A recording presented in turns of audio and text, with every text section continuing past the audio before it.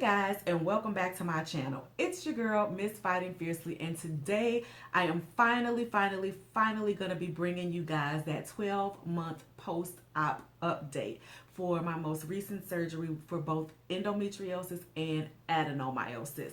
And let me apologize first of all, because my intent, you guys, was to get this out to you right at the 12-month mark back in May at the 1-month anniversary, but you guys know with endo, life can happen anytime, any place, and can take you out for however long. So actually, it's closer to about the 16-month mark now. So I'm going to be giving you that update about what the almost year and a half has been like post-surgery. If you guys are new to the channel or just finding me on this video today, hey, thank you so much for stopping by. Thank you so much for tuning in. If you like what you hear by the end of this video, be sure to click the like and subscribe button down below, and also be sure to share this video with other endo peeps so that they can be educated, enlightened, and empowered as well.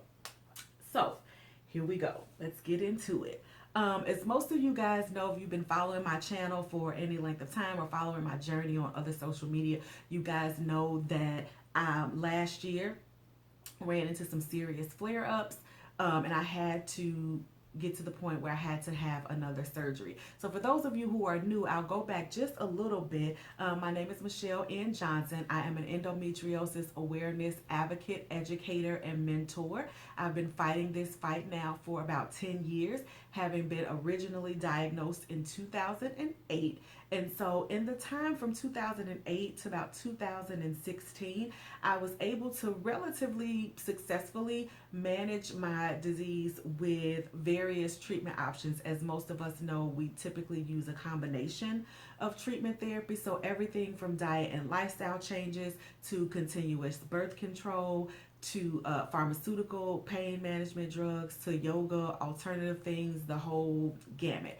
And through a combination of all of those, I was doing pretty well up until about 2016, where the symptoms just took off. They got increasingly worse. The bleeding got worse. It got heavier. The clotting got worse. And I'm talking about really bad, like spilling out of my pants, down, out on the ground, out on the street.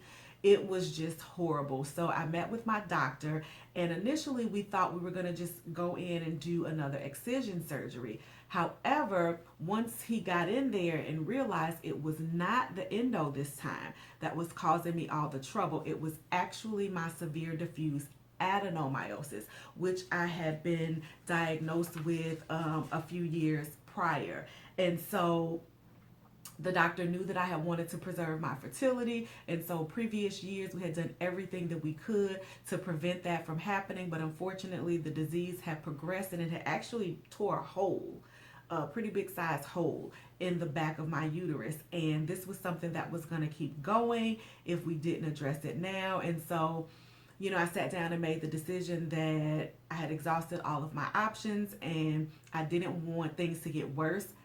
So we settled on hysterectomy again for the adenomyosis, and we had just planned that while he was in there, if necessary, he would go ahead and do another excision at the time. So May of 2018, I had another surgery, and there were actually about 4 procedures that were done in that space. So obviously we had the hysterectomy. There were also some small fibroids that he found, so he just went ahead and removed those.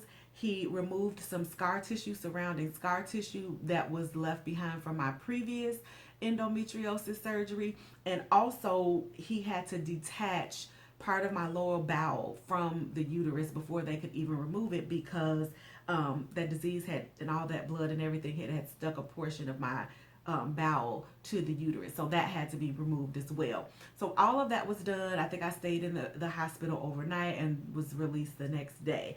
So since then, I would say that my recovery period has been pretty good. So initially, obviously post-op, immediately coming home, I was very sore. But one thing I noticed was that the initial pain, I could tell it was immediately gone. Aside from that initial post-surgical recovery pain, I would say following surgery, about 95% of my physical pain immediately decreased. And for that, I am grateful. Now with my hysterectomy, he did leave my one remaining good ovary, my right ovary, and but he did remove my right fallopian tube. And that, I think, played a part into keeping my hormone levels kind of naturally balanced so that I wouldn't go immediately into menopause. And right now, it's looking as though my endo is pretty well suppressed or managed at this point, but I do still have what I call miniature flare ups, and mainly triggered by foods that I'm not supposed to be eating. So when I eat those trigger foods or trying to cheat, I will still get a little bit of that inflammation, that burning, that pain on that lower right side there. But overall, pain decreased significantly. Again, with the hormonal balance, I didn't experience any of those, you know, wide spectrum varying, hormonal issues, hormonal imbalances, or anything of that nature. Again, because I did have kept my right ovary, and for me, the type of birth control that I'm currently taking is helping to keep those things leveled out. I didn't have any of the intense mood swings that I used to have. All of that seems to be relatively managed as well. Another concern I know that a lot of ladies have is what's going to happen to my drive for intimacy. Okay. Thankfully, I didn't experience any of that. My drive is still as healthy as it was before, if not more so. Although I did experience, again, in those first couple of weeks after the surgery, a little bit of intimate dryness in the area, but thankfully that resolved itself on its own as I progressed through my recovery. So no depleted sex drive, no depleted, dryness or anything like that. But I will say, now they talk about when you have this surgery, something happening where your ovaries go to sleep. As part of the anesthesia and everything. And doctors will say that sometimes following surgery, it may take a while for your ovaries to wake back up, and that during that time, you may experience some menopausal symptoms. So for me, again, that first maybe 1 to 2 weeks, I did experience very mild flushing, and again, just a slight warming sensation of the body, not that full on hot flashes that I had when I was on Lupron. So that was very mild, and again, that went away completely after about the first couple of weeks during my post-surgical procedure. For me, the worst part or the longest piece of the recovery was just the fatigue. Even after I had recovered physically and was up and about and had went back to work, I've still found myself being very, very inexplicably tired. Not sleepy, just tired and run down and lethargic. And this would be even after getting a good night's sleep, even after being well rested. And my doctor told me that that was something that was completely normal and that it could last up to 12 months post-op. So it wasn't that unusual for me to still be experiencing that. And I'll talk about this later in another video, but I did find some supplements that I had began taking, and I feel like, anecdotally speaking, that they helped me out a lot, and so that fatigue isn't so much an issue for me anymore. The other piece that was the most difficult in terms of my recovery was the emotional grieving that I didn't even realize that I needed to do initially. And that was just to grieve the loss of my ability to conceive.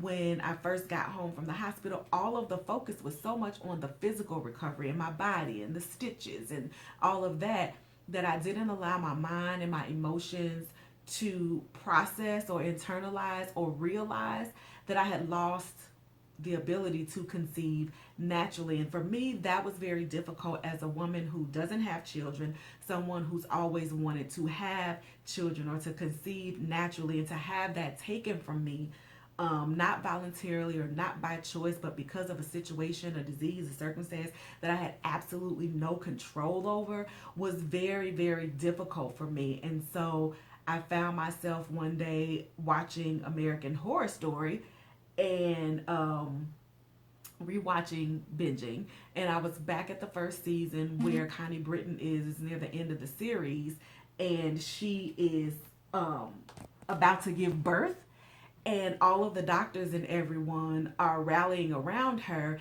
and I'm seeing her breathing and going through everything, and I just broke down.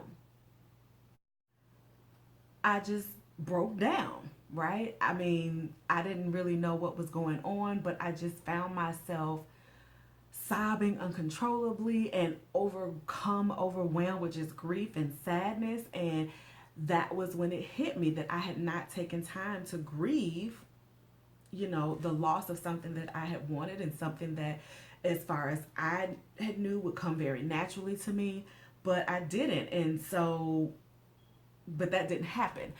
So I ended up going into therapy for that, and I'm still in therapy, working my way through that pretty well, and it's helped me to find that center and come back to that space and grieve that loss and release it, and understanding that I may not be able to conceive, but that doesn't mean that I've lost my ability to parent.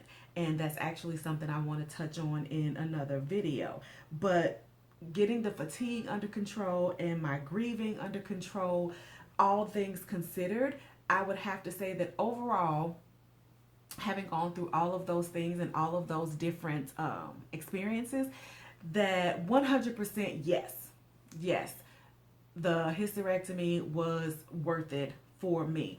Now, I do still have to get my annual women's exams.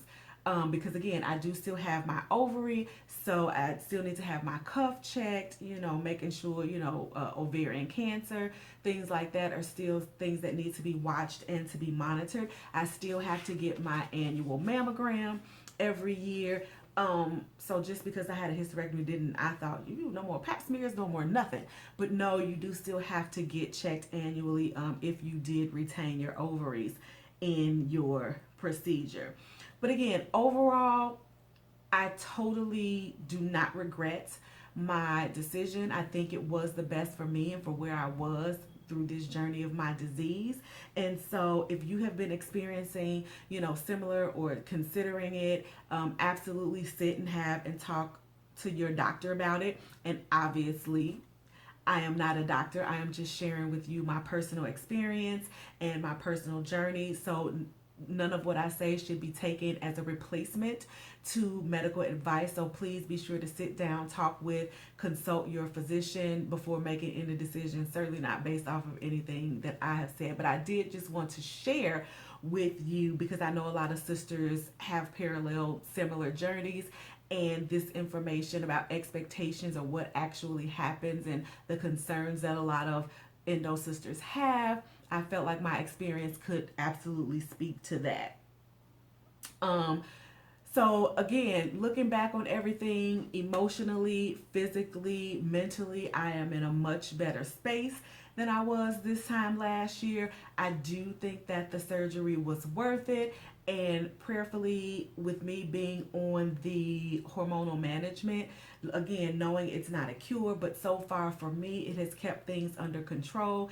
And I don't know how long I'm going to stay on the birth control, but right now I'm kind of in a space where if it ain't broke, don't fix it.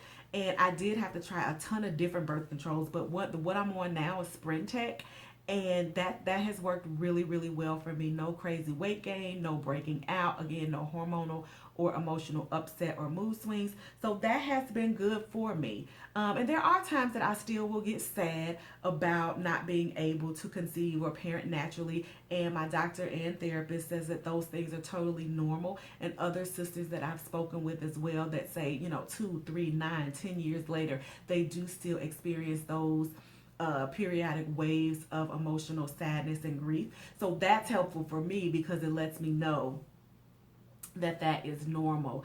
But I'm happy. I am happy that I did the surgery. We are 16 months in and forever to go. And hopefully things will stay, pretty set and pretty even keeled. And I will continue to enjoy this quality of life that I do believe that the surgery gave me back. I mean, I feel like this is the most normal that I have felt pre-diagnosis, before everything jumped off. I do feel like I'm closest to my normal, what I considered my normal self before I had to establish a new normal. So that's it for me, you guys, for today. Hopefully you have heard something that has spoke to you, that has resonated with you. I hope that you have found something that has educated, enlightened, or empowered you, or it had answered any questions or concerns that you may have had. And if so, again, be sure to like and subscribe down below and share with your friends. Maybe that information can help them as well. And also, you guys, stay tuned because I'm going to be talking in another video maybe later today, just some of the changes that are coming to the channel. I've had this channel for a while now, but I've just gotten active with it more so in the last year, maybe last year. And I want to start upping my production value. I want to start bringing you guys more regular content, more videos. So those are things that I'm going to be working on. So if there's anything specific that you want me to talk about, any particular questions that you guys have, leave them down below in the comments and I'll read those and we can talk about it. We can, discuss. I'll be more than happy to do that with you guys. So yeah, stay tuned. Again, like and subscribe because I'm really excited about the things that I'm going to be doing with the channel. And you guys is leaving comments and giving me suggestions on content will help to hold me accountable. So again, that's it for you guys today. My journey, my post surgical update, almost a year and a half in. Hope that you've gotten something out of it today. So as always, be educated, be enlightened, be empowered, and keep fighting.